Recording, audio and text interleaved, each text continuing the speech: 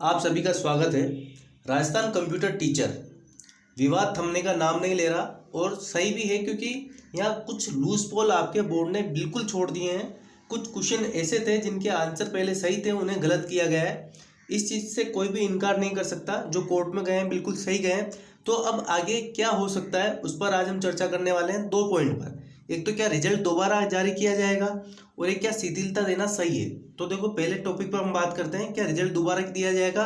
तो मुझे लग रहा है कि 99% चांस है कि रिजल्ट आपका वापस आएगा, क्योंकि बहुत बार, ये एक बार की बात नहीं है, पिछली वैकेंसियों में कई बार अगर आप सूचना सहायक भी लो तो उसका भी वापस रिजल्ट आया था।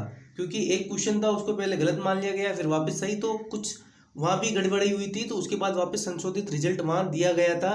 तो पूरे 99% चांस है कि बोर्ड अगर खुद की गलती माननी पड़ेगी उसको, क्योंकि शायद है उसमें। देखो, क्वेश्चंस में डाउट तो है 110%, तो आप मान के चलिए कि आपका यहाँ रिजल्ट दोबारा आएगा और दोबारा रिजल्ट आना भी चाहिए।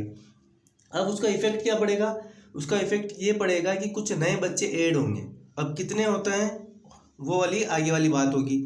अब देखो, अब जो मेन मुद्दे वाली बात आ रही है ना, अब उस पर चलने से पहले देखो, ये कि आपको प्रूफ बता देता हूँ कि कंप्यूटर अनुदेशक भर्ती में प्रश्न हटाने पर कोर्ट को नोटिस। कोर्ट को नोटिस नहीं, कोर्ट का नोटिस किसको? बोर्ड को। हाई कोर्ट ने बेसिक कंप्यूटर अनुदेशक भर्ती 2022 में विवादित प्रश्न मामले में राज्य सरकार व राजस्थान कर्मचारी चयन बोर्ड के चेयरमैन, माध्यमिक शिक्षा सचिव व निदेशक से जवाब देने के लिए कहा है। जस्टिस इंद्रजीत सिंह ने यह निर्देश राजेश कुमार की याचिका पर दिया।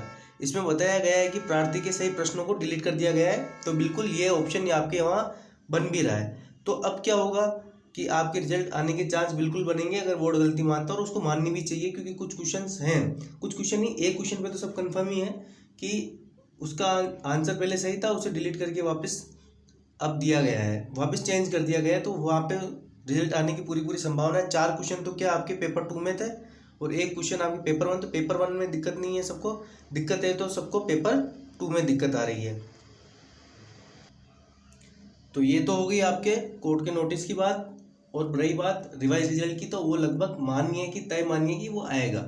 अब बात आ जाती है हमारे शिथिलता पे, ठीक है, कि आपके मिनिमम क्वालिफाइंग मार्क्स आपको घटाने चाहिए या नहीं घटाने चाहिए। तो देखो, इस पे मेरी राय थोड़ी उल्टी है।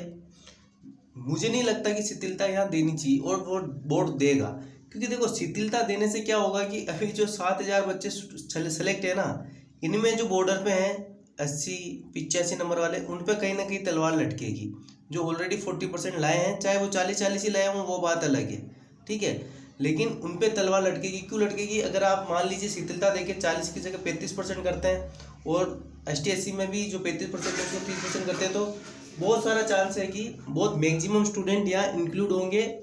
तो यहाँ जो 80, 81 और 82 वाले स्टूडेंट हैं, उन पे कहीं ना कहीं तलवार लटकेगी, जो दोनों पेपर में अभी 40-40 ला रखे हैं। तो अब ये शिथिलता वाला, देखो, सबका अपना अपनी राय हो सकती है। मेरी पर्सनल राय है कि शिथिलता देना सही नहीं होगा, क्योंकि एक मिनिमम क्वालिफाइंग मार्क्स का क्राइटेरिया अगर सेट किया है तो उस पर लागू रहना चाहिए। और अगर कुछ करना ही है तो एक चीज़ आप कर सकते हो कि आप वापस नई वैकेंसी बहुत जल्द दीजिए, और उसका प्रोसेस इसी तरीके से जल्दी 6 महीने, 7 महीने, 8 महीने के अंदर उसको कंप्लीट करवाइए।